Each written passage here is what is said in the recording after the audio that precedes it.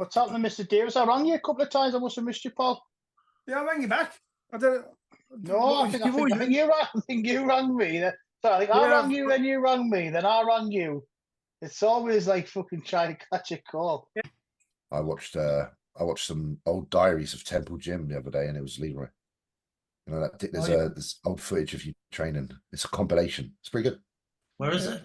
It's on YouTube. It's like a whole compilation of Leroy training at Temple, and I thought, well, I never went to Temple. Not on our channel. Is it not just ours? I think it might be. It's ours, yeah. So there you go. Yeah, I watched that the other day. Should have given credit, but I just didn't even realise. I just found it. And I was like, I'm going to watch this. That's really good, guys. You should watch it. Yeah, I definitely recommend. Yeah, it was cool. No, because there was some more footage from MD called A Week in the Dungeon or something like that. What Giles did, and that's how I ended up training with you, Leroy, because it was that series, The Week in the Dungeon.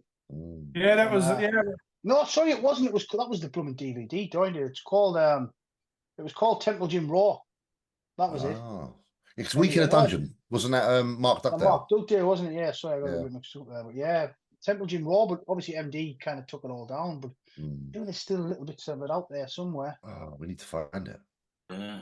I love that Yeah, stuff. you look about 25 on that one, Leroy. You was when you first came back, wasn't it? Brilliant. Yeah, all short hair and stuff. Yeah. He's a right looker. I was like, man, I'd like to look like him. Yeah, he looked hard as fuck. Yeah, I was like, yeah, Leroy's got a look. It's pretty cool though, because you see, obviously, when you watch Blood and Guts, it's not in color, but when you watch this, it kind of is. So you get to get a little bit more of a understanding of the fashion of the time and the gym itself. You know, the blue hammer strength and just things you wouldn't have noticed because of watching Blood and Guts didn't really reveal that. The color of the tops and stuff. So it's pretty cool. I like that. I think we should contact the people who made World War II in color and get them to do that to the. You could. No, it actually exists in colour still, because Doz said he might be releasing it. Yeah, you did say that actually. Yeah, that's what I said. We're going to release it. I would buy it. It's the bit when people all realise that pink is very in fashion. Like, oh shit, we've got to start wearing pink now. Fuck. Yeah. Because everyone's like, yeah, it was well hardcore. It was, obviously it was, but there was some colourful stuff back there. Let's be real. So, you know, red. Yeah. Can you remember Perfetto? Perfetto, where it was a one-piece spandex thing. Oh yeah, fuck. Did you ever have one of those, Leroy? I can't see where you wear one of those. Fucking no. That was a Sean Ray. I was like Flex Wheeler, Sean Ray. Aaron Baker used to wear one, didn't he? Like fucking purple and yellow or something. That's the black guys. The white guys couldn't pull that shit off. We weren't really. I think Gunter tried. Probably got booed for it. Was well. He was a bit cheesy. I didn't get paid the bills in a different way. To be fair.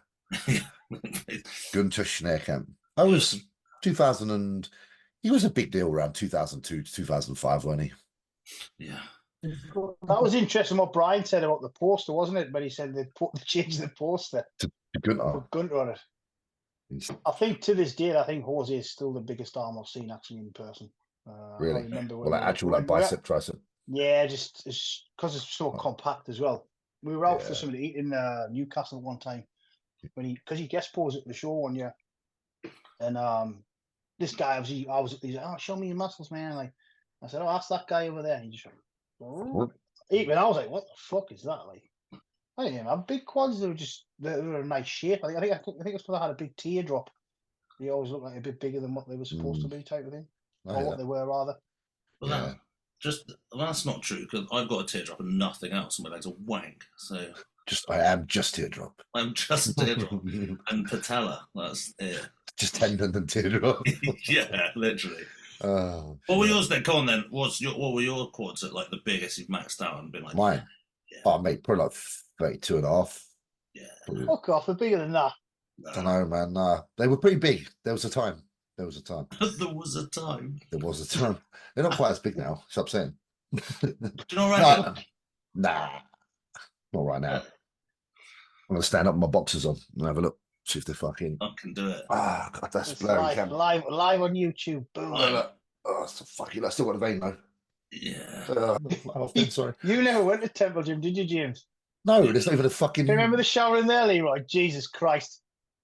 It was like That's something what- like fucking hell. You've never that's seen what I'm trying to say, I looked like- at it and I was like, what the nobody goes in there and like, yeah, It was designed so you didn't. Like Exactly. you could. It's brown.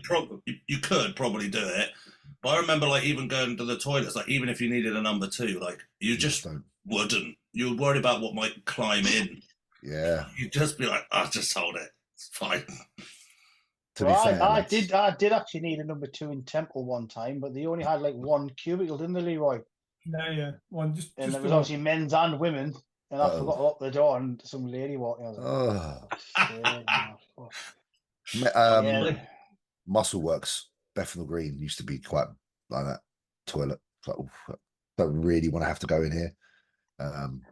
It, you know, when you go in a room and the piss, it's choking you. Oh, Oh, yeah. raw ammonia, like Like hot piss air. yeah, burn of Yeah. the tongue burns. Yeah, man. It was actually quite good if you wanted to do a heavy set of squats. You go in there and just have a whiff, come back out. You've basically had a smelling salt. Pneumonia. Yeah, you've literally just done a smelling salt. So you're good to train. Jose's just got on the drink, hasn't he? He's just fucked off to the bar. Jose's just forgot. He's in the garden, Nice. probably fucking He watching said he the might leaves get fall. stuck in a bit of traffic or something, so let's hope he turns. We might as well just talk about him. Yeah. Great. Jose you was trained with good. Jose Jose was a before, great James? bodybuilder. In the past tense, and because he's missed. The end. So yeah, what was that, Av? Jose was a nice guy. Yeah, Welcome, that's a Jose. terrible one. Oh, he got Thank his you. water. Got his bottle of water. Got a bottle of water. Yeah. Jose. Hot I as knew he'd be in the balls garden. here. Love the garden. I haven't seen your garden in a while, Jose. It's nice to see it. Yeah, it's beautiful. It's nice to see you too, but your garden even more so. Too, buddy. Have you guys been covering the show in Portugal? Not We just had a covering, we quick did chat speak about about it. Nathan winning it. Yeah. I did speak. He won, right, Nathan? Yeah. He did. The pictures I saw, Bonac looked crazy. I think Was it- in video you could see the thickness and the depth to Nathan's Yeah. thick. Right, it's kind of crazy how thick he was looking up there. Actually, thicker than the last show, I think. So yeah, I think that's what swayed it. Was Bonac second? Yes, Okay, and Amir was third? yeah, Amir. That's who we were looking for. It was Amir that That was was there. who it was. Yeah. Yeah. I'm trying to figure out who it was. Wasn't Beirut mean- supposed to do this one, Jose? Who? Beirut, wasn't he supposed to be in this one? I have no idea.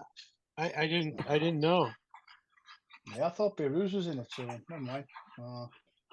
Let's hope Nathan can get to the Olympia then. He's obviously qualified now, hasn't he? So That's he's his won, like- 12th pro show. yeah, that's Huge. crazy, man. Mad. And an open as well. Like I haven't seen an open guy since the 90s do that kind of shit. Like, you know, like Levrone or yeah, like fuck. That's a lot. Yeah. See, I thought it was Props to more. the, I still thought it was more. 12 with a lot of seconds as well. He's probably had another 5 or 6 seconds on top of that. Because I thought when we had him on last time, he said he had 12 and he was looking for 13, and then he didn't win. But maybe. Oh, I feel like I got to double check now. Yeah, congratulations, Nathan, for kicking some ass. Yeah, man. And showing Yeah, showing them it's how it's awesome. done. He's So- awesome. Yeah. He Is it in- really is. Is it in Nathan to be able to take over Samson again? What do we think? Is it possible or is it not possible? Is Samson just too solidified as that character now? If he doesn't bring it, he Mm. could do. He could beat him. Mm. If Nathan keeps getting better and Samson doesn't, or he doesn't nail it, you know, because if he doesn't nail it, he's just a big guy. Mm. You know, Nathan still has room to improve and be drier and harder in certain areas, even Yeah. pose better in certain areas. He's a dangerous son of a bitch. He really that is. is one big compact dude. I felt like Nathan's strengths at this show were really, really obvious. And obviously, a lot of the time it comes down to who you're standing next to. And at this show in particular, this lineup, I really felt Nathan stood out. Yeah. So again, guys, I know I'm waffling, just having a fun time, enjoying bodybuilding. And I know Jose is a proper analyst and has been around so many physiques. It's good to hear the opinion of Jose, really, to be fair. I love it. I only saw like a quick snippet online, but I'm just such a fan of Bonak's detail separation. I'm gonna guess just from the video I saw that his condition was superior to Nathan, but clearly the size and width of Nathan was too much to handle, and I'm guessing his condition was more than enough to win then.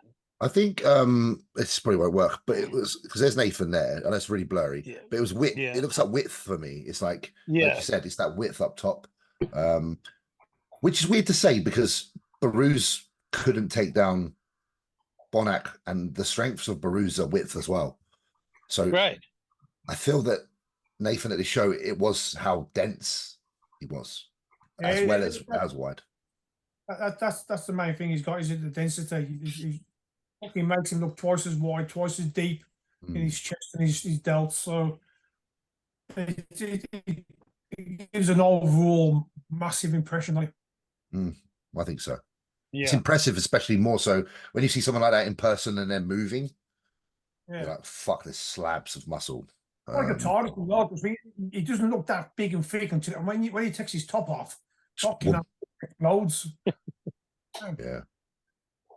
Yeah, it's weird. I'm a big Bonac fan, and he had that like time when he was coming like second at the Olympia, and then he just seemed he couldn't nail his conditioning for a couple of years, and then like it looked like he'd like nailed it like a bit, but the strengths of Bonac are kind of the strengths of Nathan as well. So he like kind of played him at his own game, I guess, and it seemed like Nathan just was bigger, I guess. It must have been close. I think Bonac is still tremendous. I think he's just slightly smaller than he used to be, but yeah, definitely. But he's just, with that, he's managed to get back into the kind of condition that he used to. It's just maybe having to come down that little bit more is what was necessary to be able to get that kind of condition again. Because obviously we're not super young forever, and to maintain as much muscle as he had at his peak at like 46 or something would be a real difficult task, I imagine.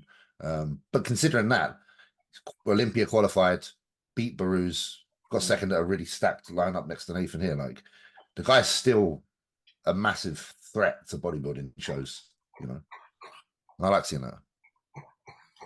Absolutely. Must be weird for Stefan, because he's like shouting for like 1 and 2, and they're both his guys, aren't they? So it's a weird one. Well, if you watch the video after Nathan's announced winner, it's like they're all very happy, which was actually really nice to see. Like, that's Bonac cool. And Nathan and Stefan are like all having a fucking man moment. I think they were just, however it would have felt if Nathan had landed a second, I think they still would have all felt good. But I think for Nathan, deep down, he really wanted this win, and that's why I'm happy that he got it, because I know it would have meant a lot to him. You can see the emotion actually in him. He's like quite teary almost. So it also is that his first time beating Bonac? Yeah, I think so. And that's a big deal. That's a big feather in his cap. Absolutely. And the fact that Baruz beat Nathan last show and Bonac beat Baruz, Nathan obviously wants that. It's almost like not revenge, but you know, someone that beat you before 2 weeks before, you managed to beat them, and they beat the guy that beat you, so you feel more confident again. I think that show could have gone either way as well, between Baruz and Nathan. Yeah. I don't know if you agree, boys. I felt with Baruz and Nathan, the only difference was Baruz is that little bit more separated, but he's not as full. So it's whether you're going for that like super separated Persian thin skin, or you're going for that super dense, thick, round muscle. And they just want what you have to go one way, and the judges just kind of went that way. So I think it was close as well. I think Nathan has better legs.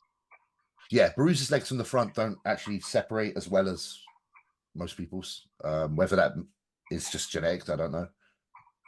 Have you noticed how Baruz does that weird thing every time with his legs when he kind of sets them up for a shot? He kind of like crouches down every time. I just noticed that. Just like, obviously, he's very aware that his legs are a little bit behind, and he kind of like does this like drop down every time. Every single pose he does, he kind of like sits down and sits back on I noticed that. Yeah, it's like I wasn't going to say it's annoying because that's being a dick, but I notice it every time he does it. It's very apparent that he does it. Yeah, Maybe Well, that. it's Like, like pointing out your weakness. yeah, a little bit. That's kind of where I was going with it, but I didn't want to say that would be a dick, so never mind. But yeah, Jose, we had you on with Evan, but like we haven't had you on by yourself. So what have you been doing, Raymond? You've been off the scene a little bit, and now you seem to be kind of back on the scene a bit. I'm seeing you on Instagram quite a bit, doing a bit of video here and there. I've seen you out with the guys at Gasp and stuff. And so, is there a comeback on the way, Raymond? Yeah. No, I just had a cortisone shot in my right hip last week, so that's feeling a little better. I'm an old man, dude. I'll be 50 in December, and it all caught up to me. I'm still training and trying to stay as strong as I can, but my joints are all gone. It's I would never dream of getting on a bodybuilding stage. I don't even know if I'd take my shirt off at the beach. Those days are gone. But I definitely want to look forward to getting in shape. And I mean, I'm not a mess right now, but my joints are. Yeah, little D-Bird told me. Who? Little D-Bird told me that you might be doing like a transformation. And there's a certain photographer who I was Yeah. to. Yeah, I'm trying to get Chris out to Boston, like Chris Bailey, and he did mention it. Jesus, set up a bunch of shoots for all the locals here, and I'll shoot with him.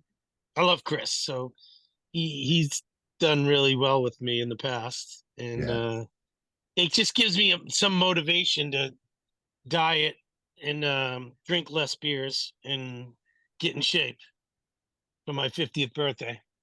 Sit on the beers then. Leroy, I think you should do a transformation as well. I think we should all obviously James and Dan are still competing, but we're kind of just sitting around just doing whatever. I think we should set ourselves a little goal. I'm already doing a transformation, mate. I'm transferring into a slob. You know. How old are you now, Leroy?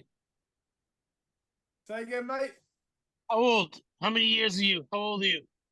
I'm 59. 59? Yeah, 59. 60 next year. Wow, you look great. You shave that beard and you look my age. Yeah, it's very true. Very true. If he takes the vampire. Yeah, imagine. To be fair, if Leroy dyed his hair and shaved the beard short, he looked like he was in that video I was watching the other day. Literally, still look the same with the crew cut. Yeah, man. Yeah, this is something you got some heat about, Leroy, because I had to rise to your defense here because Jose might remember this as well. Because you always tell people about wearing gloves, you'd be a pussy wearing gloves, and you've got gloves on in the Temple Gym footage. But back in the 90s, didn't everyone, literally everyone, Jose, and you'll know this as well, Leroy, had a Vallejo belt and Vallejo gloves, like the rubber kind of, not because you needed them, it was just like an accessory back then, wasn't it? The Vallejo fucking... I've got an excuse for wearing those gloves. Because I've been dieting, I just finished off my hands were the sort of skin on my hands were very thin, and I could feel the grip on the bars. Felt like it was cutting through my skin. That's the only reason I was wearing the gloves. I would never, sponges, I'd never wear them normally. The sponges are popular. You've seen people do that, Jose? They literally just go in the gym with little wash sponges and just use those. Yeah, I don't use anything. No, I never wore a glove or anything. I like feeling the weight. Yeah, I'm the same. I like a new bar, but the knurling is really aggressive. I had the Vallejo stuff though, just because it was cool. You had a Vallejo belt, Vallejo gloves, sometimes a bandana, and obviously a fanny pack. Ronnie had the gloves. Was it pronounced chic or something? Was it chic or chic was another one? They came a bit later, I think. Well, that's because chic and Vallejo, that was a trademark issue. So it was actually the same company. There's a little I was going to say, because Ronnie used to wear the Valero and then went to chic. So yes, it was just that. Yeah, they had to change the name. Some other company, like, it was nothing to do with bodybuilding. They had to change the name because of copyright issue or something. I believe that is true. I could be just talking. It sounds about right. Sounds Oh, about no, right. There was some story about it, so yeah, that was. It sounds right because it's convenient that Valero had just suddenly disappeared and then Sheik was everywhere. So Leroy only So- had those gloves on because his hands were shredded. So there you go. People who were messaging me saying, That's my excuse. I'm sticking with it. I know, Awesome. Jose, we were just talking about those perfecto like one-piece suits. I'm sure I've seen you in one of those in a picture Yeah, somewhere. right. No, that was You before did- my time. Not a No, chance. I've definitely seen you one in the yellow and blue one somewhere. I'm pretty sure. I'm going to look online. I Wait a will minute, let me go get my on phone Google up. and find one. Yeah, there could be some AI version of it. Oh, it's AI Please, you version can blame now, AI. Jose. You can literally blame AI now, can't you? 'Cause Yeah, that's Yeah, not you really can. me. sorry, mate, that was AI. Yeah. I'm pretty sure I've No. seen one, Jose. No, I was from the time of the fanny pack. I had a fanny pack, but I never had the one piece singlets or any of the Vallejo stuff. I'm from the land of Cardillo, so I couldn't be caught dead in a Vallejo or a Chic belt. Yeah, you've been with Steve for a long time, haven't you? Yeah. Oh yeah, yeah, 25 years. Cardillos are the one. I love them. Me too. Really good. And then, And he's the best. yeah. He's I a can- great guy. They're actually like a functional belt as well. Like when you train, you know when a belt's actually good when you do use it to train in. It's not just a fashion piece because Oh yeah. some people do just wear shit for fashion, but the belts, all of my best squats and shit like that, always there was a Cardillo on my back. It felt good. Yeah, Yeah, man. me too. And they break in so nice. It's not like stiff sticking into you. Just feels good. Good support. Proper leather. Yeah, they are expensive, but they are really, really good. So that's an advert for Steve. So we'll just get some commission from Dude, Steve. For the good things. below. Good things are worth paying for. Yeah. That's right. So So what's the plan then, Jose? Are you working with anybody? Are you just bouncing around doing your own thing? Is that the deal? You're just going to do a nice 12-week transformation? Actually, when are you 50 then? When is your birthday? December 29th. okay. So it'll be a few months after the Olympia. So I want to be in shape for the Olympia Yeah. and at that time. And then that's it. Just get on a good schedule of eating, training. I just haven't been training regular. I train with my clients. Yeah. So Yeah. and it's very different. Like I train really fast, really, really fast. And I always did. I don't like to waiting 5-6 minutes between sets. It drives me crazy. If I can't get it done in 60 minutes, it's garbage. I was just never that way. I never trained for hours. I feel like you get a better pump when you train like that. And the pump's a I do nice too. feeling. Yeah. Like really, that's the sensation you kind of want to feel is a crazy, crazy pump. Exactly. So, I also think it's dangerous when you're a bigger guy. It takes you longer to warm up. Once you warm, if you wait 6, 7, 8 minutes, you can hurt yourself in between sets because you lose that pump, you lose that the blood flow. And I've seen people get tweak their lower back because they're waiting too long between sets. yeah, I just rather keep moving. same. Here's one for you guys. A quick question. I probably know what the answer is going to be, but I just took on a new client from a coaching perspective, and he asked me how many minutes do I rest between sets. Like I've never ever timed it. Have you guys? Just I've till never breathing timed returns it. to normal, then just press on. Yeah, I couldn't never imagine setting like a little stopwatch and say, right, I've got 3 minutes rest now or 90 seconds rest. So yeah, Basically, I rest when the other guy's done with his set. If I'm training with one guy, the minute he's done, I jump back in. So it might be 45 seconds, a minute and a half tops. That's my wheelhouse right there. Anything more than that is just wasted time. yeah, it's going to vary between it. I mean, barbell curl and the squat's going to be a very different kind of rest period, isn't it? So, yeah, I just generally wait till my breathing returns to normal, and then just go for it again. Yeah. Yeah, I found I know you. I know Leroy trains very fast. Or you used to like boom, boom, boom, boom, boom. Yeah, Yeah, I don't like hanging around like cold. I don't like getting cold. Mm. If you train with another two lads, if there's three of you, then 2 sets is more than enough rest before you go in again. If you're training with just one person, then obviously you're going to leave it just a bit longer. Obviously, if you train legs or heavy back, you're going to leave it another 10, 15 seconds longer. No more. If you're waiting more than 2 minutes, you start going cold. Get in there. I think it's so good to condition yourself to get strong under those circumstances. So, like, if it requires you to have a 6-minute break every time you're doing a big movement in order to perform a good set again, then that tells me that you haven't worked on your kind of muscular endurance and recovery enough. And the only way to get better at training faster and still lifting a good amount is by doing so. So, if you squat 5 plates aside, your mate goes 5 plates aside, does 10 reps, you do 10 reps. If you can get back on that and do your 10 reps immediately after, that's the best way to train yourself to do that. And that's when I've made the most progress in my bodybuilding, to be fair, is when I've been able to keep up to that intensity. I've managed to get stronger by having bigger breaks, but stronger didn't lead to better physique. So, I mean, that is the total, point is that, it could evolutionary. Like, if you're huffing and puffing, you're unfit, you need to work on some other shit. And you're right, the best way to get fitter is to do the thing that you can't do, right? It's an adaptation. Man. Yeah. I'm sure Jose will tell you the best way to get fit is to do barbell squats. Because I agree. Because that's the best thing for your lungs. Yeah. I used to do high rep deadlifts, high rep squats.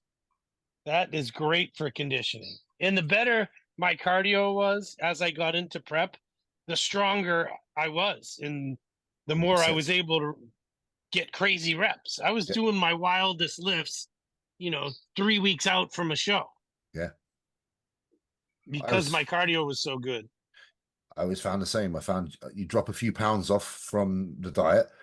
You've been doing cardio for a period of time, so you are getting fitter from that aspect. But also, you've been training that movement for multiple weeks on end. You end up just getting more and more out of it. Like, I remember, again, like reps of squat sets maybe were like 8 to 10 at the beginning of a prep. You're using the same load for like 15 to 16, maybe 20 reps when you get closer to the show. And it's bonkers, but you've been training for it. That's what happens. It feels great. And everything grows. It's the best feeling, man. You wish, Jose, you wish. Here's a one, actually, because it seems everybody, we've had this discussion a couple of times on the podcast about cardio, because I know you were a big cardio guy, Jose. Yeah, everybody seems to be scared to do cardio now because they lose tissue, the legs get small. But how much cardio would you do during prep, roughly, on average? I regularly 2 hours a day. Thank you very much, sir. Yeah, I would do an hour on the step mill every morning, and then I'd do an hour on either the bike or the treadmill at night. Hour on the stairs. Did your food ever go super low, Jose, or because you were quite active, were you able to keep it a little bit higher than what most people seem to think?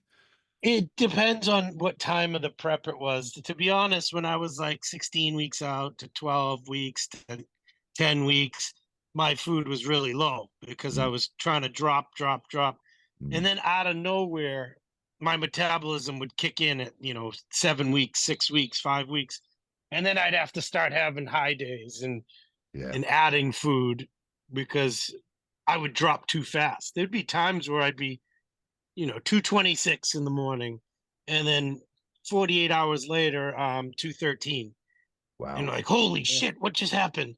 And then I would have to eat back up. Yeah.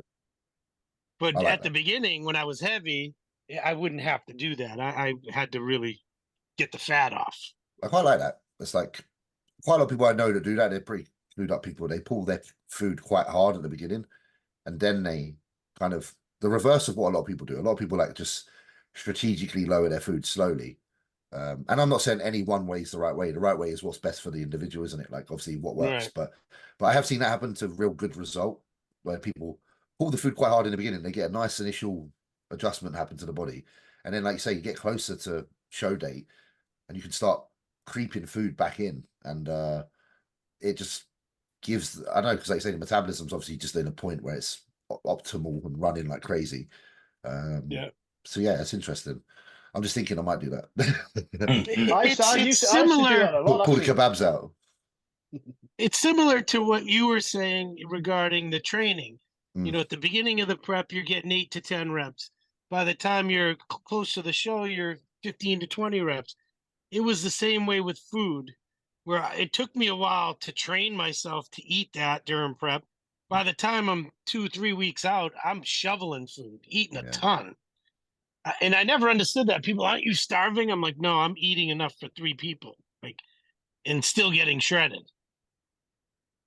Do you how is it? Do you feel like if you were to somehow magically measure the amount of muscle you had before a prep and like after, do you think that during a prep you actually got more muscular? Oh, without question. Yeah. And that's what that's the difference between the generation prior to the one now, I find, and the one now.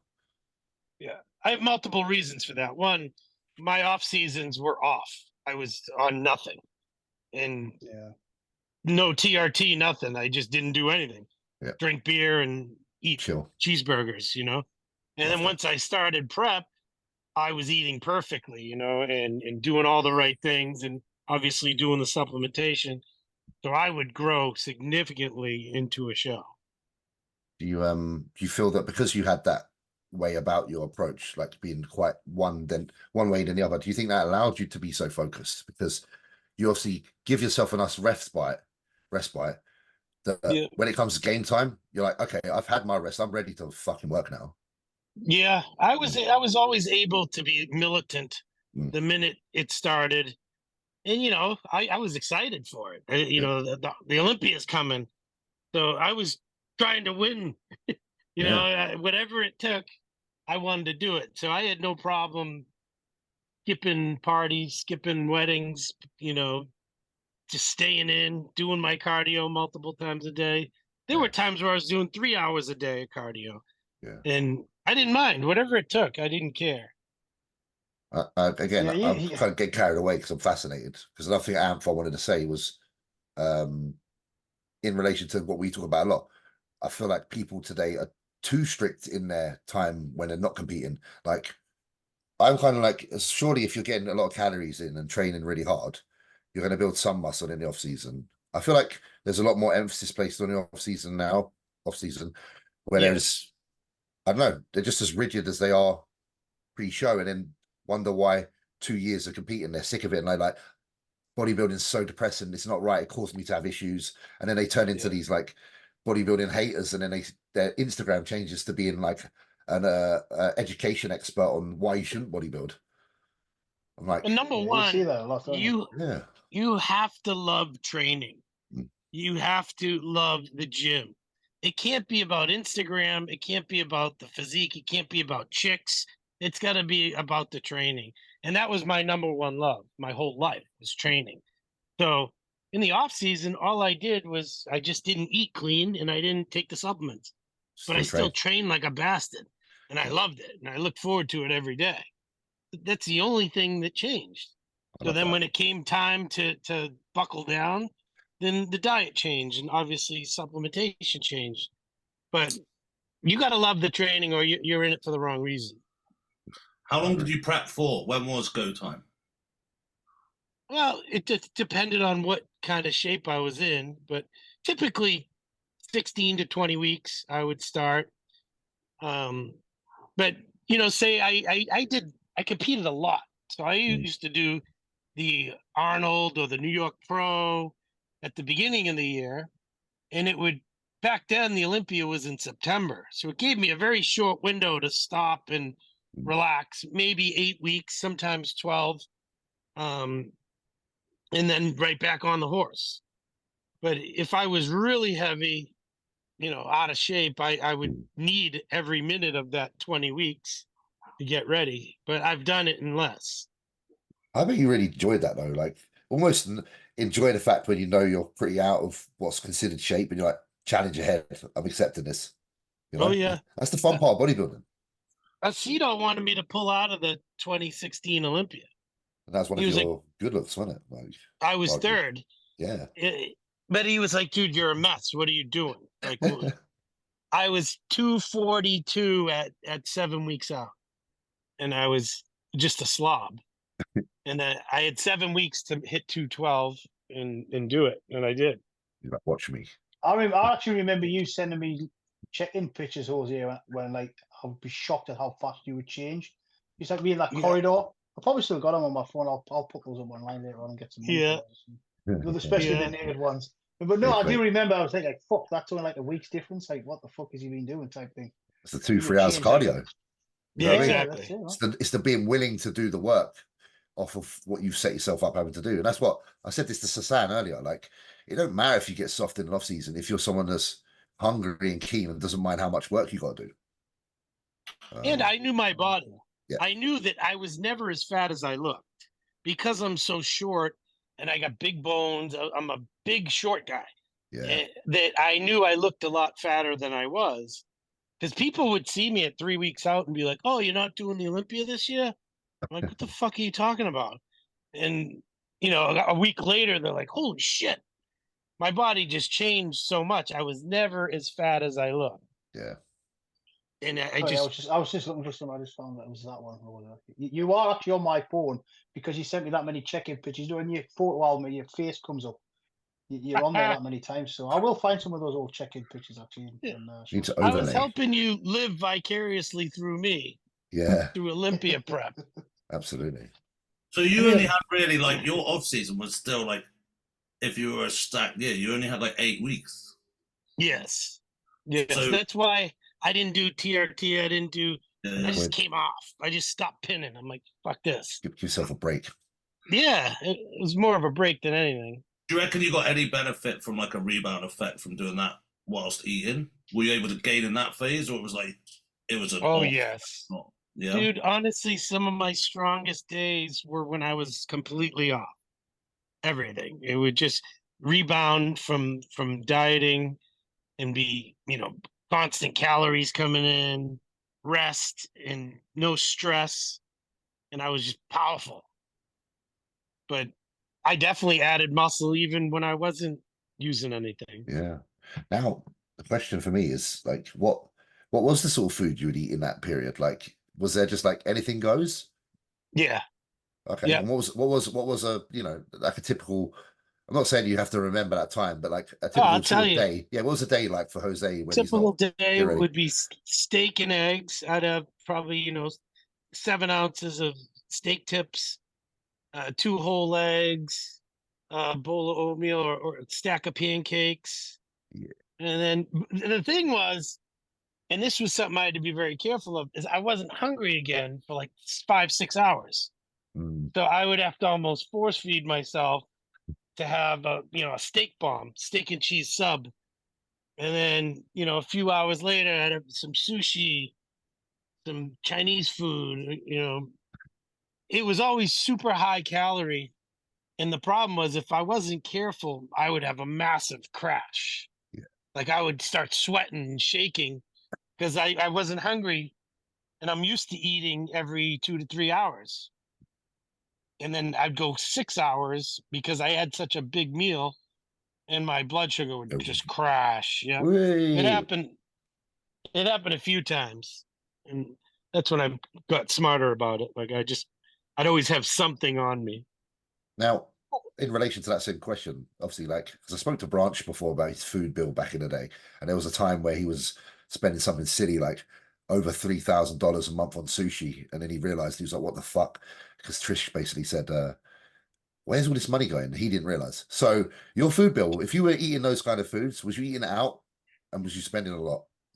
I ate out quite a bit. Quite a bit. So, and I was eating sushi like 4 days a week, sometimes more. Yeah, it was stupid. I was with a friend of mine the other night. There's this place that we've been going to for over 10 years. And I'm like, there was a point in time where I did the math and I'm like, I've easily spent $40,000 at this place in sushi. Easily. I should have stock in the place. James And is I don't just eat trying as to much as justify his Branch. Nando's bill. That's why. That's all this is. I'm literally I knew asking that's how Jose. you go with it because I saw so, your picture the other day. And you sent me a picture saying dude, Nando's bill. I'm But literally James is just just trying to asking. justify his eating out bill now. Yeah. So no one can attack me anymore and say you eat out too much. And Nando's is good. They're Love clean Nando's. too, right? It's pretty fucking clean. And I even Yeah. had like a Turkish mixed grill today, which was like beautiful. Lamb kofti, lamb shish, chicken shish, bread. Oh, amazing. Love I like it. food. It's Yeah, power I food. think we man. went for. I think we went for Nando's last time he was here, wasn't he? Leroy. We went to Nando's. Me, you, Leroy. I can't remember who else was there. The last time in the UK, I think it was here. I've had it every time I've been there. Yeah. I can guarantee it. It's I love it. it fits the bill, doesn't it? Oh yeah. It was clean as far as I could see. Looked like Yeah. a barbecue place. I actually did used to have Nando's after sometimes when I used to train at Muscleworks on those Saturdays in prep. So it was, chicken and rice from Nando's as my post workout because I was like, Yeah. fuck it, man. Why not? I mean, with your year of like the competing, you don't see people putting in years like that much anymore, do they? It's like a couple of shows quite close together. No one's putting in like a 10-month competition season either, are they? Yeah, I noticed that people aren't competing nearly as much. I mean, the guys right now, like Nathan, obviously he's done what, 4 shows already this year? This is third or fourth. Three, but he's doing Right. Dubai as well. Right. See, that's smart because he does it in a, close period of time, somewhat. Yeah. But I was stupidly, I would just do it all year. I would compete at the beginning of the year, and at the end of the year, I'd do the Olympia. Then I would do whatever 2 or 3 shows after the Olympia, and it was fun because I was able to rack up a lot of wins, a lot of travel experience, fans. Yeah. I always say if you want to build your brand, you got to get out there. You got to meet people. You got to compete more. How do they know that they like you or like your physique if they never see it? See it once a year. I was always trying to get better, even as I got older. And I had this discussion with Milos last week, that even in my very last show, I tweaked my side chest and it was like the best it ever looked. My very last show, my very last Olympia. So I was constantly learning and working on mastering my craft. Even if my physique was not improving, my posing was improving, my presentation was improving. So that's part of, the game is always trying to get better, even if you're getting older and your legs are going down, where you figure out how to make the physique match what's happening to your body. Yeah, man. I love that because I like that. Just hearing that. Not that I think I'm an old man, but I had a bad leg this year myself, Jose. And at Arnold, I knew it was going to be something in the back of my mind. But I did, like you said, I changed my posing to suit what I felt was a weakness, and it made some of the poses actually look better. So yeah, man. Yeah, you have to do what you got to do, don't you? you can do it, and make sure you never tell anyone. Don't let anyone know that your leg is hurting, because that's the first thing they're going to look at. In 2016 at the Arnold, when Hide won, he beat me. I was second. I had 40 cc's of fluid drained out of my knee the Tuesday before the show. It just blew up, and they put a cortisone injection, and the guy's like, all the luck in the world, good luck. Yeah. And they set up surgery for the Tuesday after the show. So I went out on stage. I tried not to tell anyone, and I still managed to be second to Hide, but I was upset about it. I'm like, they're definitely looking at my leg. And sure enough, that was one of the critiques I got. Well, your left leg wasn't as sharp and separated as it usually is. Or I'm like, all right. They noticed. Yeah. But I hear why you were upset because Jose doesn't lose to Hide very often, if ever. No, that was it. Yep. That was the time. So what did you do with the knee then, Jose? What caused that issue with the knee?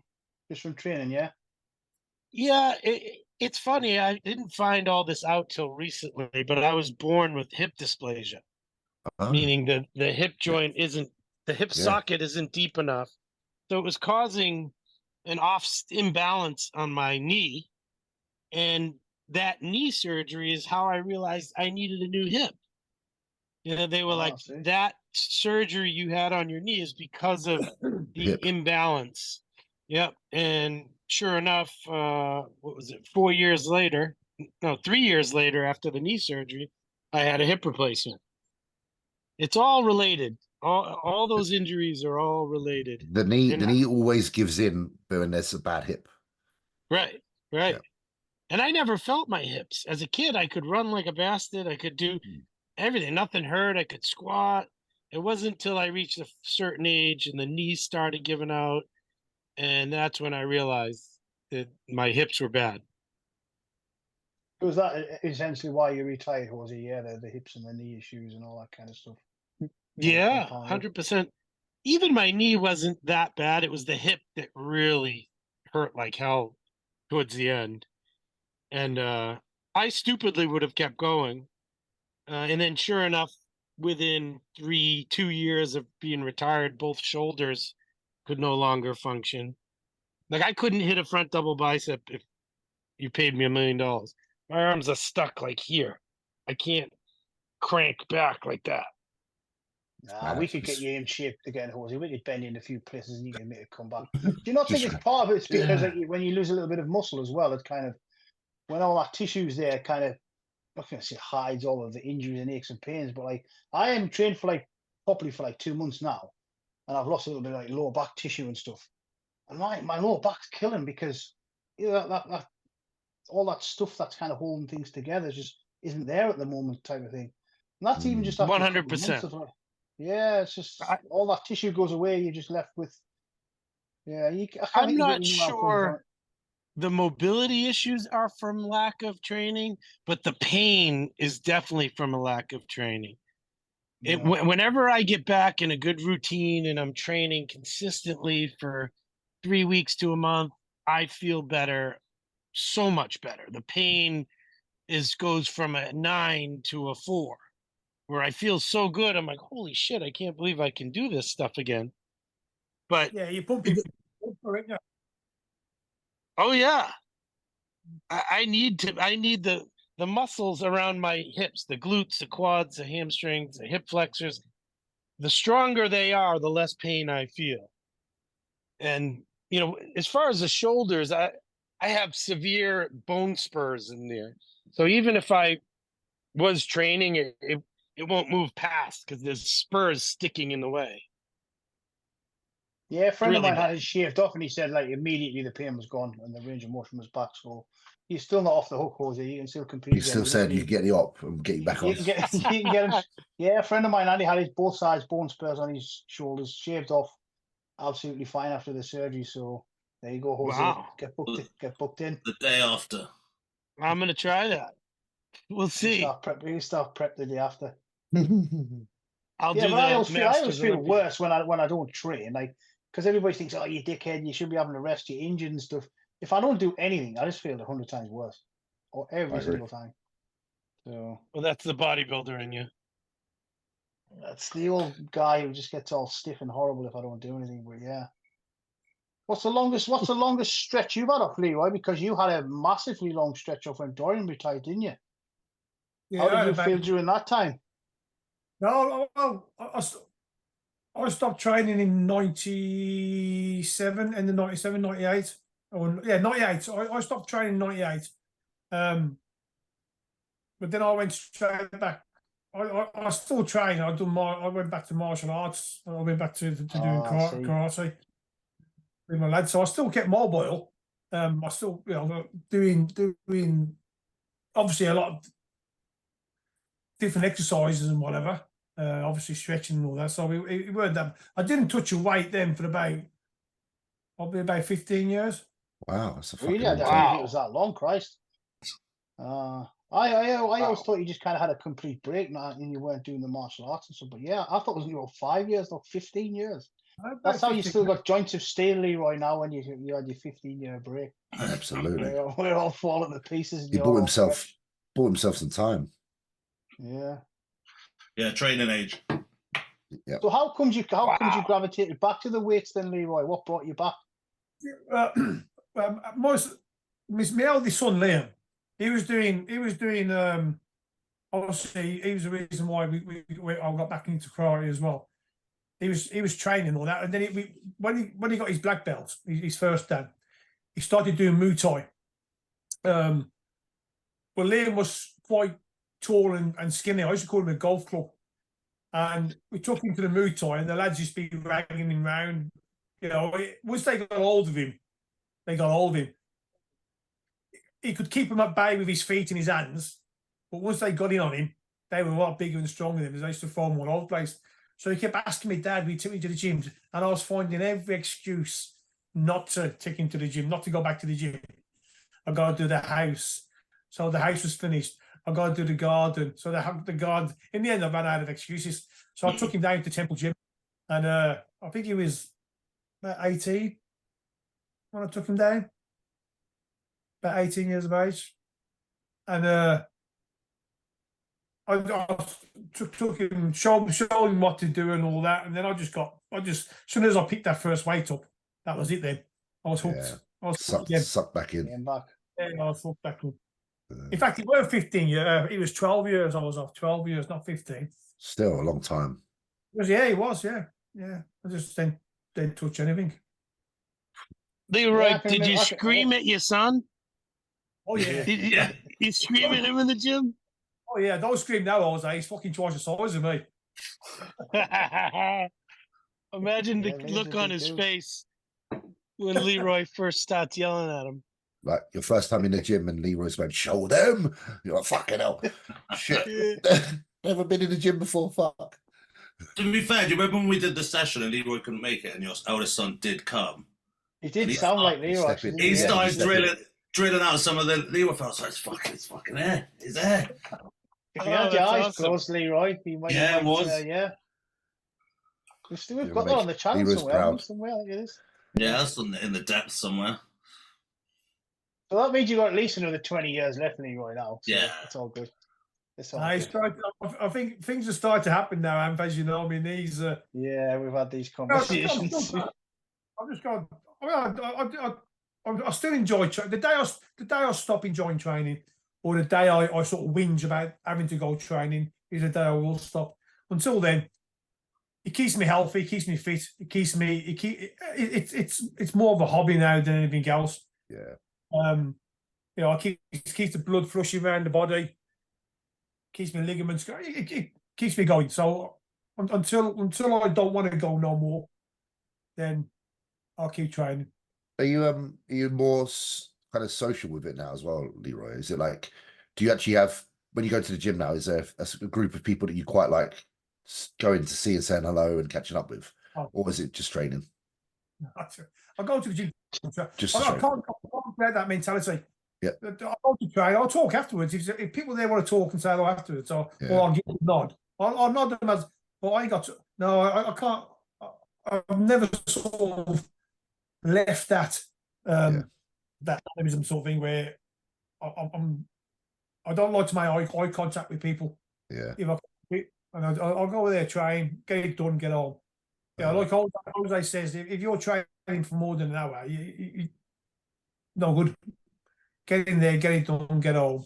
Yeah. Get home to the family. I hear that. Too much other shit to do. I found a problem with like having the gym.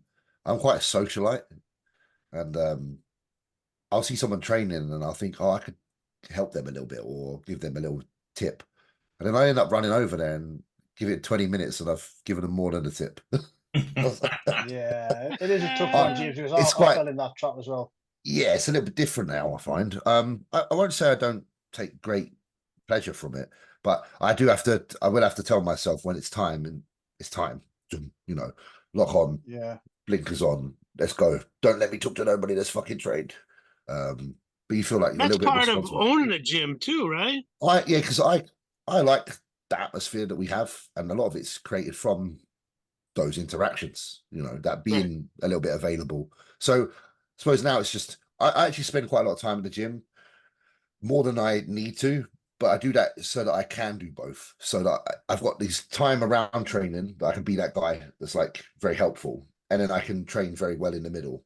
So I'm kind of sandwiched with interactions, but I don't mind. I'm still as long as I'm still, managing during my session to fucking leave everything at the door, then I'm good. Right now it seems to be a good balance, which I know a lot of people like there is no balance. I suppose there isn't, but that's my kind of balance at the minute. Are you do train people? No. Train clients? Why not?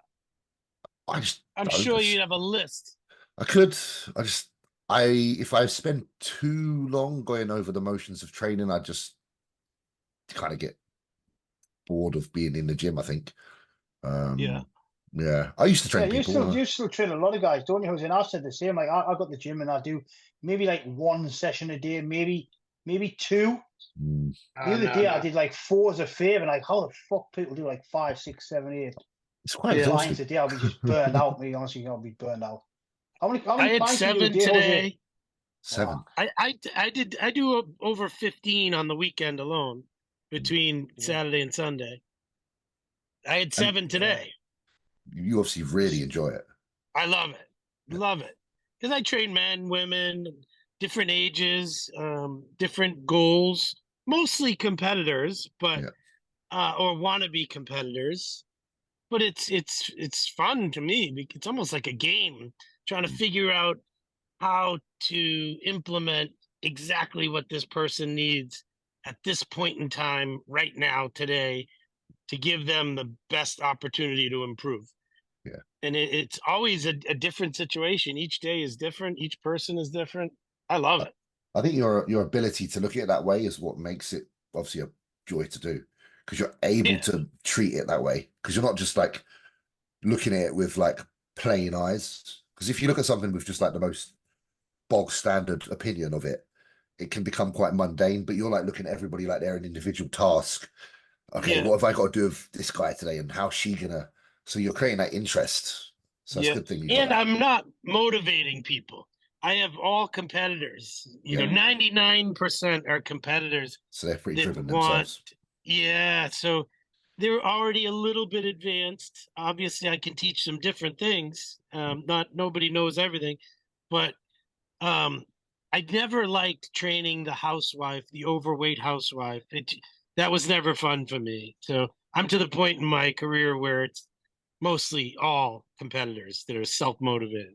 Well, you've got this skill set of, fortunately, being one of the best to ever do it. So it makes sense to be able to help elevate people that want to go the same path, So it would be almost a bit of a waste, wouldn't it, to like just spend that knowledge you have and experience you have on someone who literally is just in there because they're like, I'm 15 pounds overweight.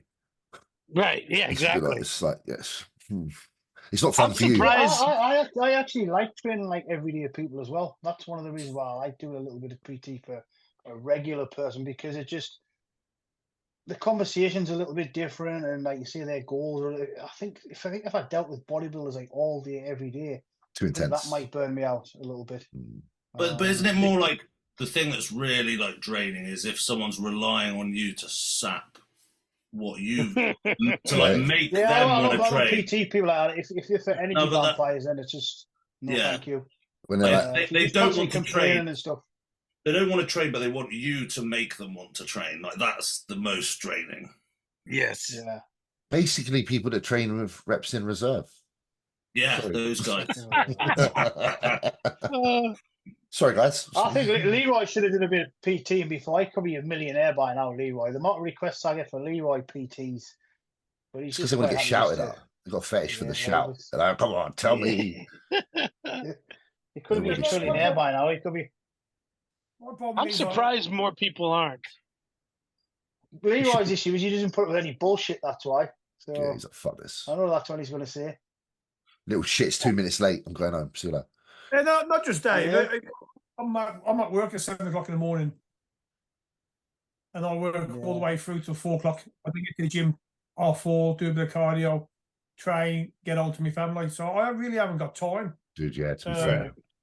However, if someone wants to train with me, you know, and these are just like Jose. I want him to be someone who takes their training seriously and is gonna absorb what I teach them or what they experience. Then great, they can train with me. But I don't want to be stood in the gym after, for a few hours each evening. I'd rather spend them for a couple of hours with the family, seeing my grandkids. Yeah. That's one thing about you, though, Larry. You don't actually PT, do you? You actually train with your clients. I don't. Yeah, they train with me. If I do it, which is not often, but if I do it, then they train with me. We train together. They get the experience of training. Yeah, I'm better at that than PTing, like personally. Yeah. Because again, I think my attention span maybe isn't quite good enough to be someone that just vocalizes and says, let's go, let's go, let's go. Which is a weakness in my mind. So it annoys me. So I avoid it at all costs. So sometimes I'll jump in with someone. As often I'll get a young lad saying, I'd love to train with you at some point, and then I'll just put them through a session with me, because then I feel like the best way for me to pass on what I know is by demonstrating. Because I'm not very good at putting it to words as such. Yeah. So I'm not a good teacher. Whereas I assume Jose is pretty good at, like say, passing on information actually, as well as, being a good trainer physically. And that's a skill. That's a skill in itself. One I don't have. So when are you going to come back to the UK, Jose? It's been a while. When you want? When should I? Ultraflex open. Let's go. Yeah, 8 weeks time. Is there another one opening? No, it's an open bodybuilding contest, so you can get yourself in good shape in 8 weeks, Jose. You can do a guest spot. You just wouldn't be able to do a front double bicep. just do side chest. Is that your show, Anth? Yeah, it's basically the gym show. We're just having an unsanctioned event just to kind of see how it goes. It's not affiliated with any federation. We're trying to get gyms. Is that the same? The same one I guess posed that? Technically, yes, but obviously it was from the other gym, wasn't it? It was the Max Muscle one, wasn't it? When you came and guest posed with Kizzy, wasn't it? The last one. That was actually the last one we had.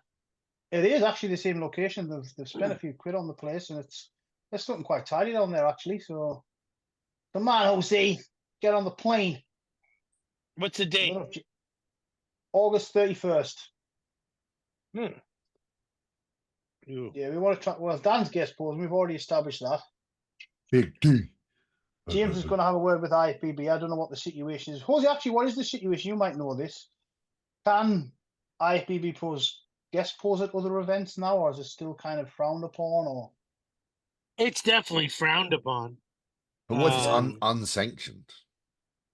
So it's not for a federation. I would, if I were James, I wouldn't do it at this stage right now, just because he's a big name, and if they wanted to bust his balls, they would. But I don't know. You'd have to ask Tyler Mannion. I guess you know what? Tyler's always been very good at replying, to be fair, to anything I've ever asked. So I'm sure I could probably just reach out to him, and if he says no, then fair enough. It's my friend, IFBB Pro Anth Bailes, and if it's not really an event, it's more of a gym opening type of just a physique contest. It's a gym show, isn't it? It's a gym show. That's all it is. It's not affiliated with any federation or anything. I've done like posing seminars in local gyms and pose for the people, and that didn't get me in any trouble. It's when there's like big names and money and an organization that may be a competitor. That's when it gets. There's we're not competing with any other organization. It's not affiliated with any organization at all. It's just an open event. I guess James could ask if he wants to ask, and he could come back with whatever they come back with. But we just want some monsters on stage, so. Oh, it'd sure be great to see him, right? But then again, Jose, there's an example. You guest posed for me at the Max Muscle Open, and you were IFBB Pro, and you didn't get any issues, did you, at all? Because it wasn't a sanctioned event. It was just kind of a gym bros contest, if you like. And because Yeah. Jose's a legend, no one can tell him. Yes. Yeah. No one can say anything. I got to Jose. told in 2013, I got Little- warned that I would get a $10,000 fine if I did a certain event. But that's because they wanted me to do another event. Okay. Okay. It all worked out. It was all it was all good. But my sponsor at the time had me doing a guest posing Yeah. at an event that was a non-sanctioned event. It was Oh, okay. not NPC, not IFBB. Mm. And at the time I was going to skip a show that I had done 4 years in a row previously. So I got a phone call and they were like, you can't do that. You're going to get fined, but you can come do this show. And I was like, all right, I did it. And I won the show. So I got paid either way. It was, Fair play. Yeah. You made it it work was for you. good. Yeah. I bet you Yeah. probably would have got paid more for the guest spot back in the day than you did for the 212. Yeah. Or was it 202? It was 212. Yeah. Yeah. I wasn't in it for the key was I had great bonus structure in all my contracts. Yeah. So I didn't care if I got paid $3,000, I would get, Much more. 10 for a bonus. My bonus was more Yeah. than the prize money. Brilliant. That's what you got to do when you negotiate these things. Yeah. Be smart. Yeah, Well, James, you need to get Yannick to get those. I get 1 million if I win a show. Is that 1 true? million? Pesos. 1 million rupees. But you're only allowed to do one show a year. Yeah. For That's how about they 3 screw seconds you. there, James, I believed you there. For about 3 seconds, I was like, yeah, Tim's got a few quid. I was like, imagine that. The fuck? Yeah, one more. Rosie, do you mind if I ask you some questions before we let you go, bro? Please We do. actually do have it. Honestly, please, guys, can we just ask this again? Me and Dan just had this discussion. Can you please post the question on the actual thing where we see it? Put your questions below. Not everywhere else. Because when you DM them, like they get lost in those posts. Like, hey, let me engage your page for 10,000 followers. You get like 50 of those a day. They just get lost in all the mishmash of shit. So I had to write some down actually. Oh, actually, Jose. So yeah, that was one of them. Where did the bearded lady come from? Somebody asked me that because that was your nickname, wasn't it? The bearded lady. Yeah, that's funny. So that was at the 2014 Olympia press conference. And Bob Chick asked me, like, Jose, you've been pretty vocal about, you don't have the most aesthetic physique. You're not the prettiest thing to look at. But somehow you've beaten every single one of these guys one time or another. And that was my answer. I said, people don't go to the circus to see pretty women. They come to the circus to see the bearded lady. And I'm the bearded lady. And then he just erupted laughing. And that's what I meant by that. I was like, bodybuilding you're not coming here to see the sexiest looking thing. How boring would bodybuilding be if all you got to see was Chris Bumstead? I want to see the freaks. I want to see everything. And I brought a certain amount of freak factor for my frame and height, and that I was proud to display, whether you thought it was pretty or not. And that's where it came from. I said, I'm the bearded lady. And it was totally off the top of my head, too, because he invented the question. And you should have had a T-shirt on that one, Jose. I did. Wow. I did. I had one made. It was awesome. I tried to find my Boston Mass T-shirt because I did keep it. I've still got it somewhere in my wardrobe. I did try to find it for tonight, but I couldn't find it. But I didn't get a bearded lady one. I didn't know. Oh, it was awesome. It was a big woman with a beard holding a muffin, a chocolate chip muffin in her hand. It was awesome. Used to be the muffin king as well, didn't you? And Chris with the muffins and stuff. Yeah. Oh, I was around long enough to have multiple aliases. Yeah. I have no idea what this one means. So, the Naked Guy Sistanino story, you owe me. What's that? I don't even know what the hell that's, but that was interesting. So, you've heard this. This happened in England at the British Grand Prix. I had been flying back and forth. I flew from Boston to Vegas for the Olympia, back to Boston, over to India, back to Boston, over to England for the British Grand Prix. So I was a wreck from all the flying, getting super dehydrated, competing.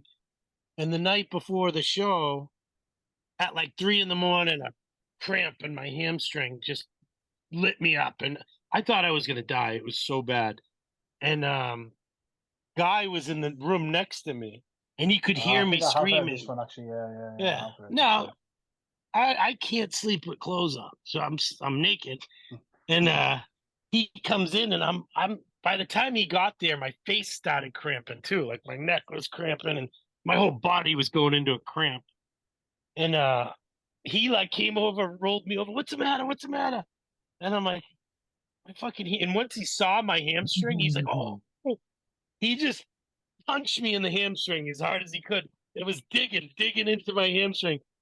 And while he's doing it, his head is like this close to my ass. Like I'm curled up in a ball like this on my side. And I look down at him, and he looks up at me with this face like, you fucking owe me, motherfucker. You owe me. And I'm just dying. And it worked. He was able to get it to loosen up enough that I could get up. And I must have drank a liter of grape soda after that, and just to Yes. get everything away. And yeah, that was the story behind it, where he was looking I at have me. heard that one actually. I have heard that one. Oh, it was the worst cramp I've ever got in my life. Living the And dream. thank God he was there. Honestly, if he wasn't there, I don't know if I would have been able to make it to like do anything about it, because my whole body was seizing up. So basically, It Guy's was system, bad. saved your life, Jose. Basically, so you forever. He did. He many times actually. And for anyone that's gonna say, "Oh, you were on so many diuretics," that wasn't it at all. It was the flying. And of course, I Yeah. used some diuretics, but I was never a big diuretic guy. If I used a quarter of a diazide, that was a lot, you know. Yeah. And it was just more the timing. There were consecutive shows week after week after week, and flying thousands and thousands of miles. So by the time I got to England, I was a mess. Right, here's an interesting one. Actually, this is quite interesting for me as well. Last year, Keon or Sean?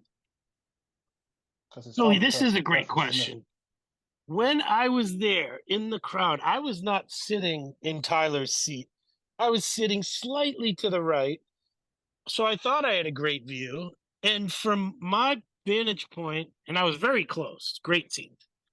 I had Sean winning.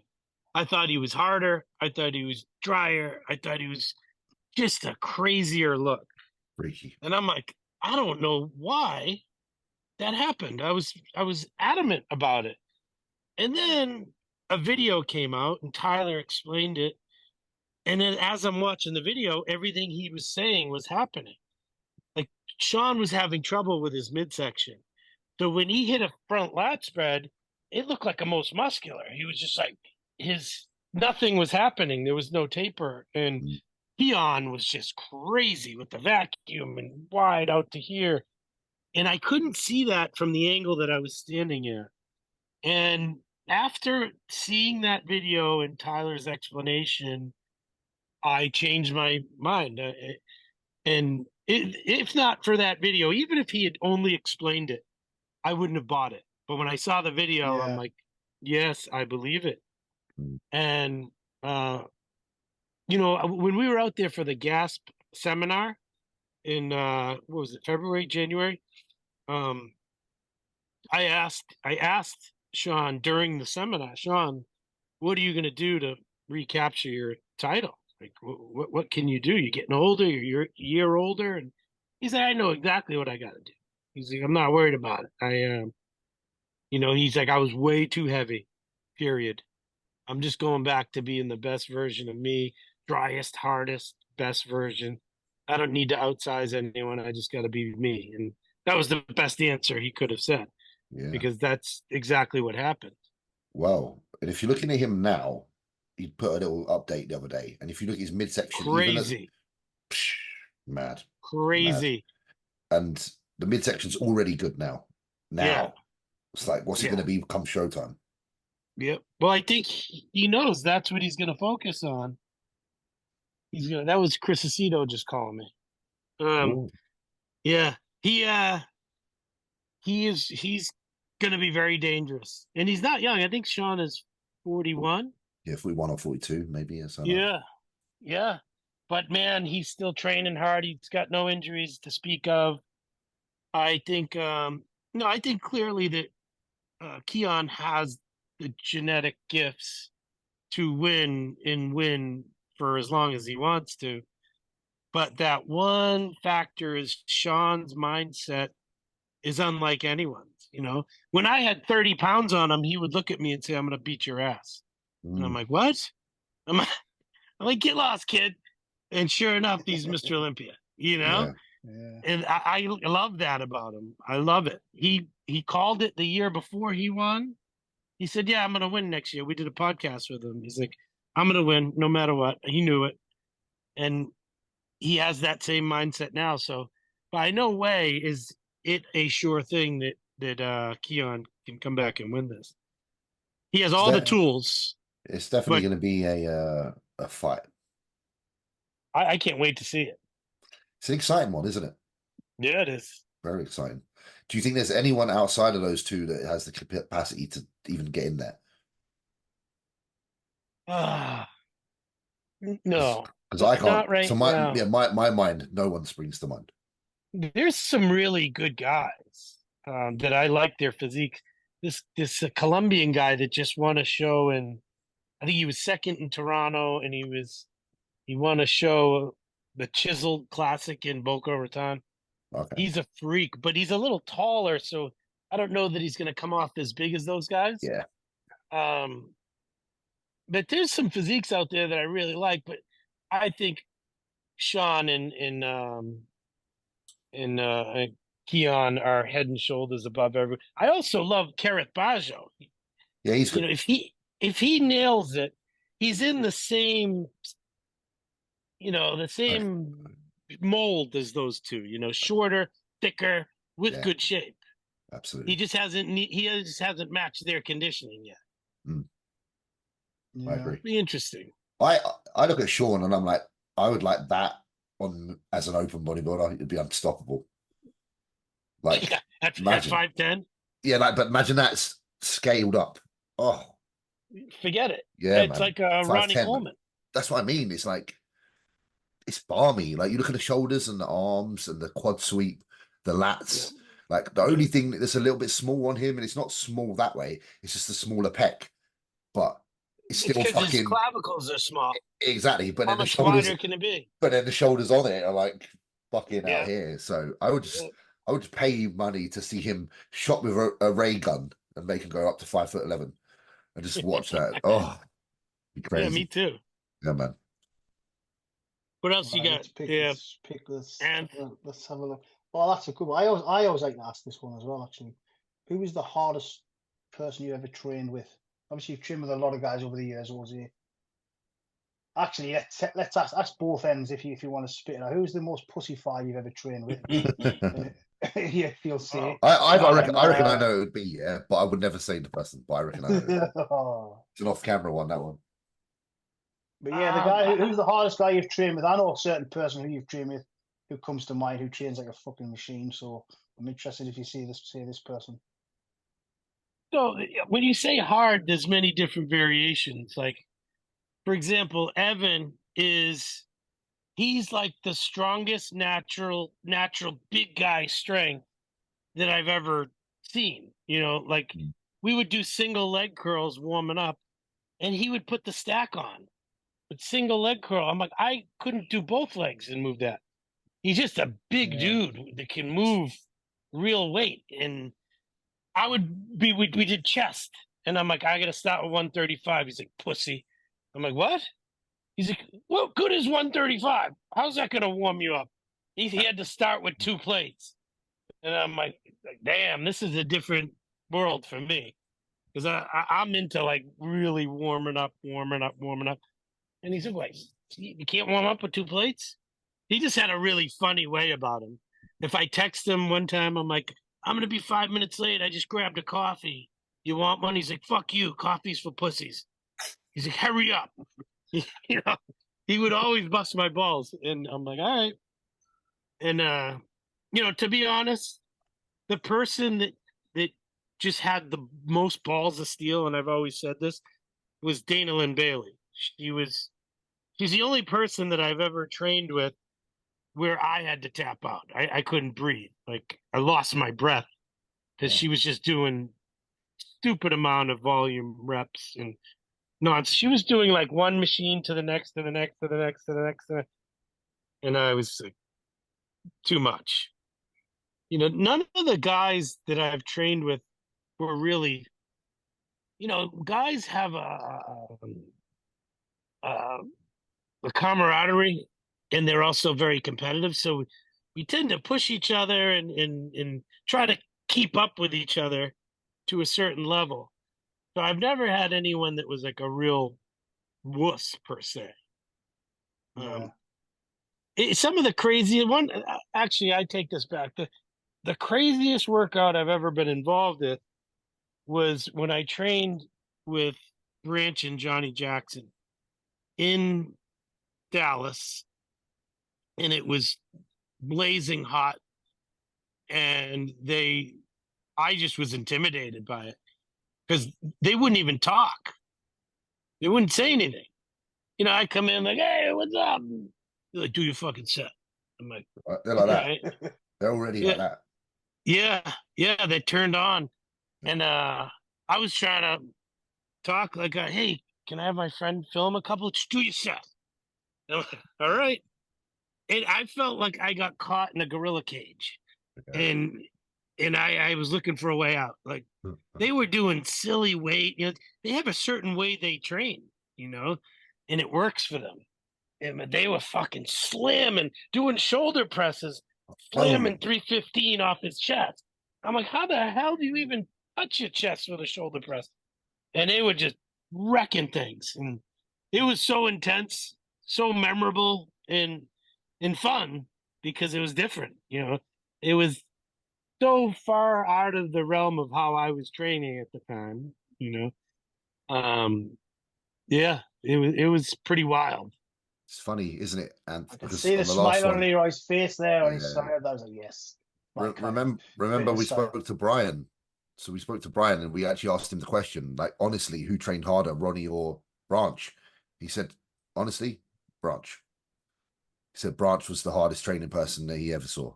And I can vouch. I've trained a Branch a few times and it's a different fucking experience. Yep.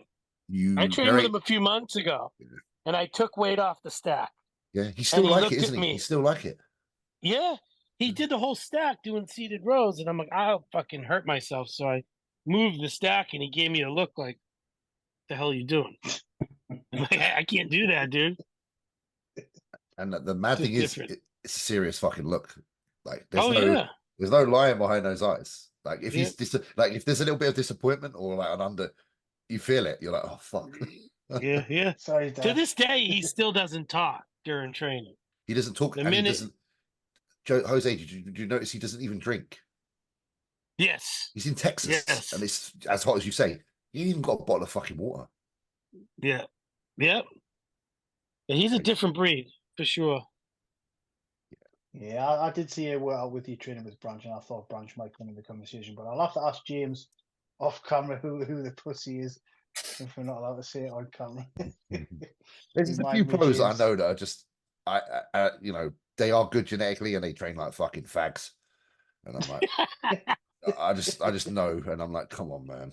And I've seen a few of those, and I know a few of those, so I'll say off camera. So when we say goodbye on the podcast, I'll say everyone stay on it. But your comment with your guesses. Yeah. Engagement, Who's the worst? Well, we covered bearded lady, we covered hard chain, King Anthony, 12. We've spoke about the 12-week transformation thing. Cardio. I got a question already. Come on then, Jose.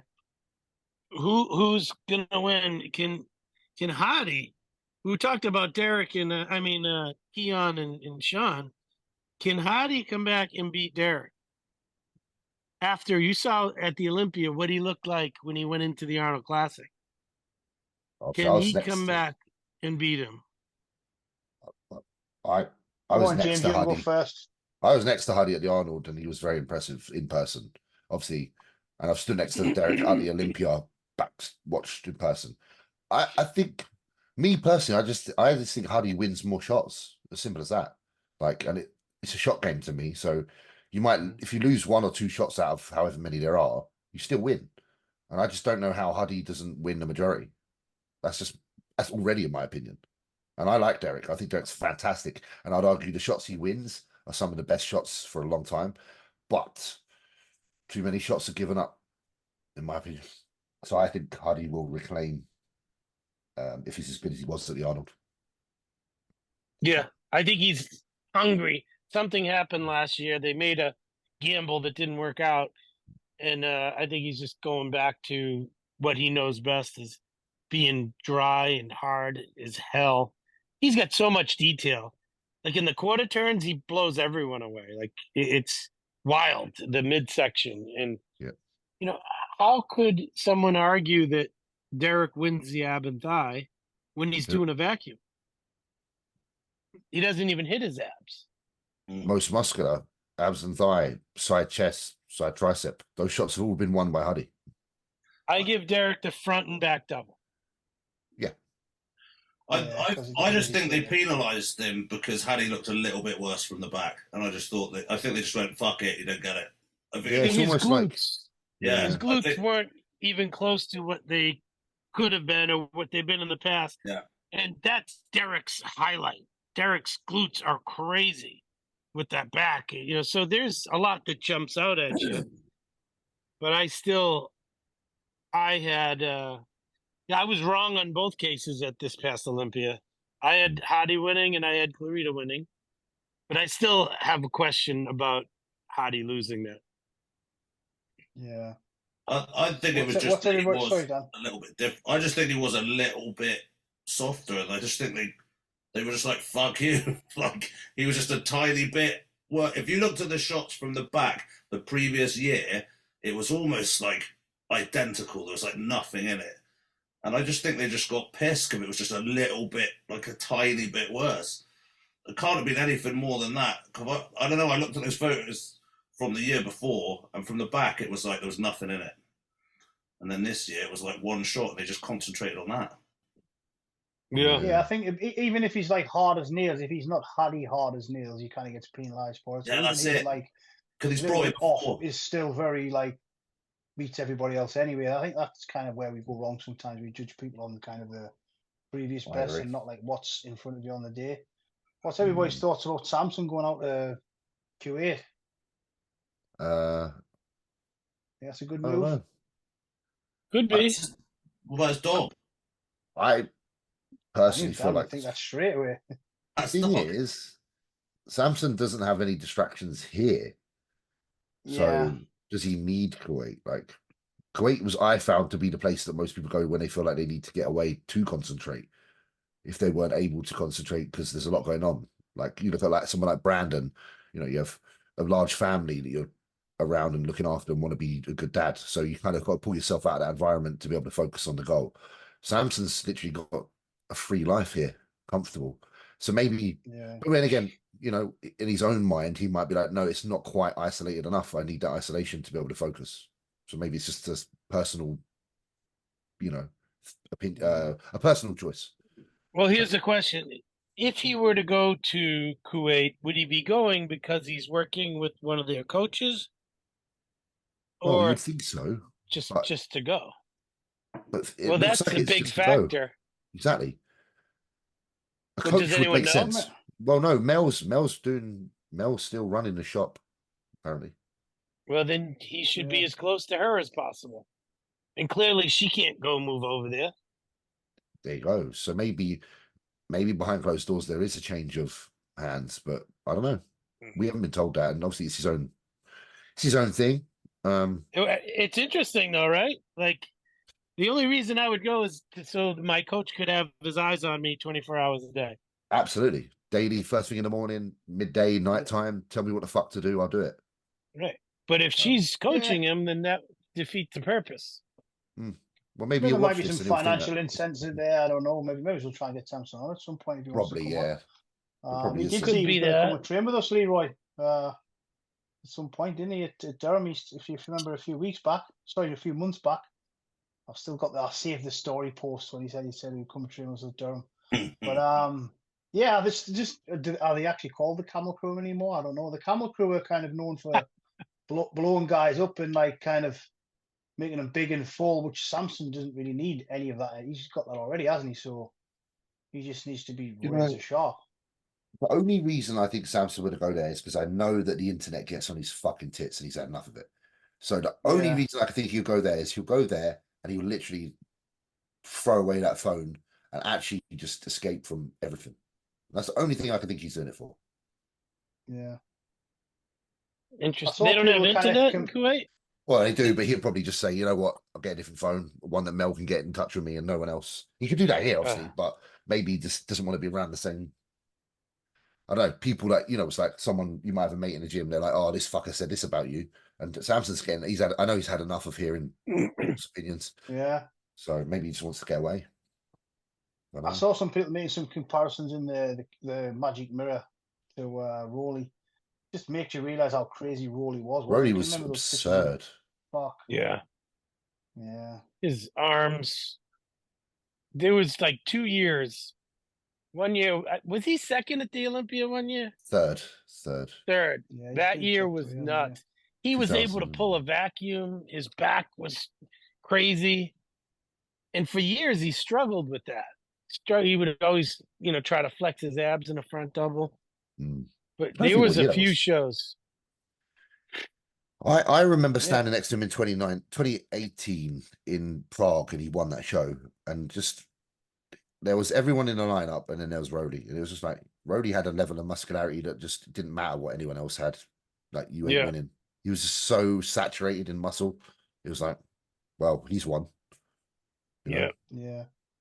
He's retired now as well, isn't he? Rowley's officially retired as well due to is it shoulder issues again? Yeah, he's had a bunch of surgeries. Yeah. He had a good career though, man. I think it's a good time. I think he's of a really good age because he's probably 40 something. Yeah. Yeah. So he's got crazy genetics. I was just going to say like Caribbean type genetics. He still looks really young, doesn't he? Curacao, when I saw him at the Olympia last year, he told me he weighed 195 pounds, 192 pounds. I bet he's still. Yeah. I think he had a brace on. Huh? But I couldn't believe how much he was able to shrink down to how big he used to be. Oh, really? And he still looks jacked. He's still got a great physique, you know? Yeah. But he lost a ton of weight, which is good. 195. One of his triceps used to be like 30 pounds. I know. Yeah, I couldn't believe he was under 200 pounds. That's fucking gross. Yeah, man. That is mad, isn't it? Well, Raimondo, we've kept you for about an hour and a half, my friend, so I'm sure you've got shit to do. Oh, are you still on that? Oh, that's fucking disgusting, man. What do you mean? I remember that Human guy. tomato stuff. Yeah, I remember that when I got in your pickup and you were like, I was like, what's that? Oh, fucking stinks, man. Stip. No, bro. I don't. Now I do Zin. It's not. Oh, you're doing actual snus. Yeah, the pouches. That's what Yannicka lives on. Yannicka lives on it. Like literally, really? It's up all the time. Yeah. Yeah. It's not tobacco. It's a very Scandinavian thing to do. Yeah. Yeah. When I came out to Boston, you were on the proper chewing tobacco, weren't you? Oh yeah, that was hardcore. Yeah. I haven't done that in 3 or 4 years. I can't remember when I came out of Boston. It'd be like, I can't remember the year it was. What was the year that I came out to Boston? Was it 2016 maybe? Or was it before that? I know you were getting ready for the Arnold. I think it was 16. Yeah, possibly, yeah. Yeah. Well, now it's your turn to come back, Jose. Book the flight, sir. We need you here. Me and Leroy can get on the cognac, few cigars. Nice. I might send you. I would love to. You can't get better than that. Come on, man. Let's get over here with the boys. Not for even bodybuilding, just come over for the crack. No, I would love to. I know my niece is getting married somewhere at the end of August, but I'll find out the exact date. She can change the date. It'll be all right. All right. Let me have a talk with her. Yeah, you have a chat, Jose, and hopefully we'll see you soon in the UK, sir. Great. Thanks for Right, coming thanks on, for man. coming on, mate. Much appreciated. Yeah, And, thanks for having me. We'll say bye. We'll say bye, and then we'll talk about who the pussy is, Yeah. James. Thanks, Yeah, Jose. text me what James says.